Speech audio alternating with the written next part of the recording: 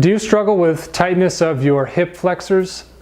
If so, then the stretches we're going to cover today are going to be very, very effective for you to get rid of tightness of your hip flexors, as well as make you a more efficient runner and stave off any aches and pains that can creep up on you as you build up your mileage. Now, the hip flexors are a group of muscles across the front of both hips. There's at least 6 different muscles on each side. Those muscles run from different angles. And so when we consider our hip flexors, we need to look at it not only from the forward and backward perspective, but we also need to think about the different angles that those muscles run and the ways that those muscles work as we bring one foot in front of the other. So in order to stretch those muscles effectively, what you'll do is get down on one knee, and you can be on a soft surface or on a pillow. And what you want to do is flatten out your back and then gently drive forward with the hip of the knee that's on the ground.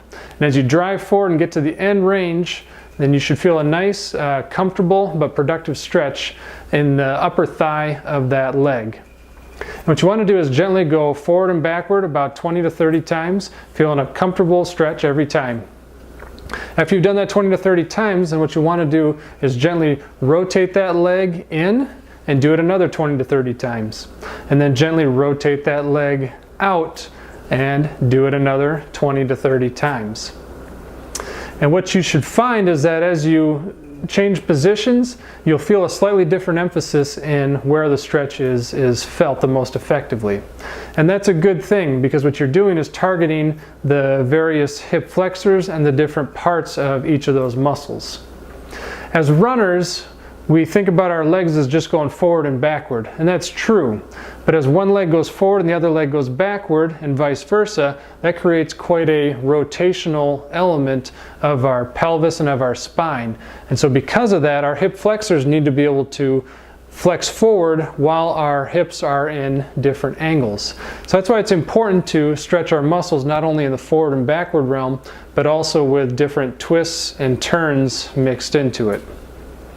And so in order to prepare your muscles for running, what you want to do is do it from a dynamic perspective, like we just described. So you want to be moving. That'll prepare your muscles for activity. That'll get them dialed in. That'll get them awake. That'll get them ready to go. After you've run, what you want to do is stretch those muscles, but from a more static perspective. As far as you'll get into the same position, you'll lean forward, but you'll just simply hold that position, wanting the muscles to relax, wanting them to loosen up and chill out after you've worked them hard. Quite often a mistake that you make when stretching is that you try to hold a position for too long, which can actually inhibit a muscle. To inhibit a muscle is a good thing to do after you've used it and when you don't want it to be tight and cranky.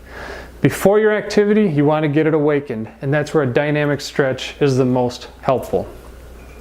So that's the best way to stretch your hip flexors from a general perspective.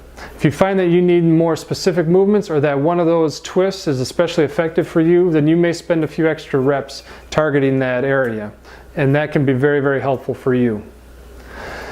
As always, check out the blog and subscribe to it if you have not already. Please share this with a friend who may find it helpful, and also check out the Facebook page for live videos, questions and answers, and an opportunity to interact directly with me.